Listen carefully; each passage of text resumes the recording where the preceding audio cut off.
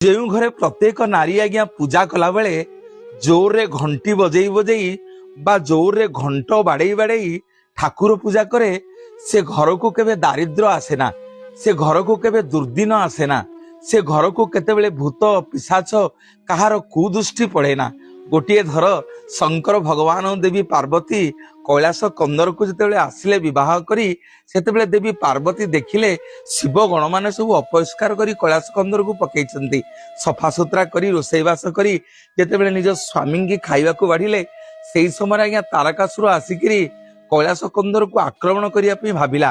ମା କଣ କଲେ, ଗୋଟେ ବିରାଟ ବଡ ଘଣ୍ଟ ଧରିଲେ, ସେ ଘଣ୍ଟକୁ ଆଜ୍ଞା ଦାନ ଦାନ କରି ଜୋର ଜୋର ବାଡେଇଲେ। ତାରକାସୁରର ସବୁ ଅସୁର ମାନେ ସେଇଥିରେ ଆଜ୍ଞା ମରିଗଲେ। ଆମେ ଏଇଥିରୁ ଶିଖିଲେ ଏଇଆ, କରୁଣାମୟୀ ମାଙ୍କୁ ଯେତେବେଳେ ଶିବଗଣ ମାନେ ଆସି ପଚାରିଲେ, କହିଲେ ମା ତାରକାସୁରର ସୈନ୍ୟମାନେ ମଲେ କେମିତି? ନା ମୋ ଘଣ୍ଟ ନାଦର ପ୍ରକୋପରେ ସମସ୍ତେ